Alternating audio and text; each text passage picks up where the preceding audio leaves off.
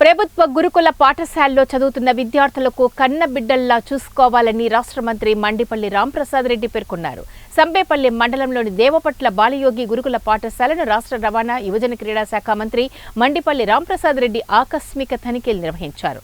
ఈ సందర్భంగా మంత్రి మాట్లాడుతూ విద్యార్థులకు గుణాత్మకమైన విద్యను ఉపాధ్యాయులు బోధించి మెరుగైన ఫలితాలు సాధించే విధంగా చర్యలు తీసుకోవాలని అన్నారు.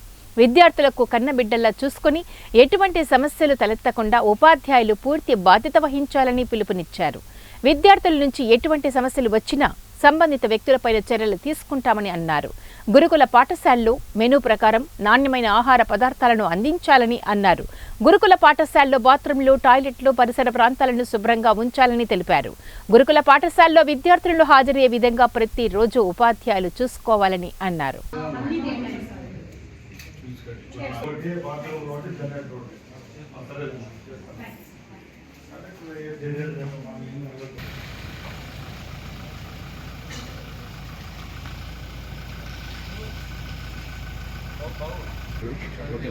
ఇవన్నీ అన్నీ చెప్తాను.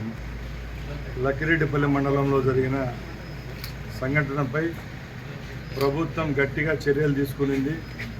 ఆ కార్యక్రమానికి బాధ్యులైన ప్రిన్సిపల్ మరియు వారి భర్తపై కఠినంగా చర్య తీసుకొని సస్పెండ్ చేయడం కూడా జరిగింది.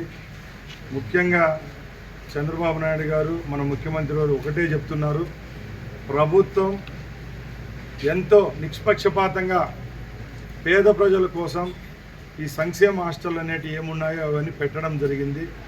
తెలుగుదేశం ప్రభుత్వం ఏర్పాటైన తర్వాత ఇలాంటి కార్యక్రమాలు ఎక్కడన్నా మరొకసారి జరిగితే చర్యలు కఠినంగా ఉంటాయి. దీనికి ఎవరైతే బాధ్యులు ఉన్నారో వాళ్ళపై నాన్ బెయిలబుల్ కేసులు పెడతాం.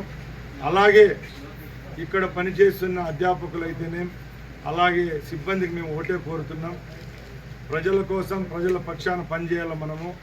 ఎందుకంటే ప్రభుత్వం పేదల యొక్క ధనంతోనే మనకు జీతాలు ఇస్తుంది కాబట్టి తప్పకుండా నాణ్యత విషయంలో అయితేనే, చదువు విషయంలోనైతేనే వచ్చే కాలంలో మంచిగా ఉండే విధంగా ఈ రాష్ట్ర ప్రభుత్వం అలాగే సంక్షేమ శాఖలన్నీ తీసుకుంటాయని తెలియజేసుకుంటున్నా.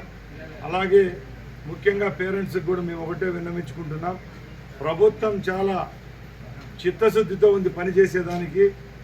ఎక్కడో ఒక దగ్గర పొరపాటు అయినంత మాత్రాన ప్రభుత్వాన్ని అయితేనేం సిబ్బందిని అయితేనేం మీరు ఎటువంటి అపోహలు పడద్దండి.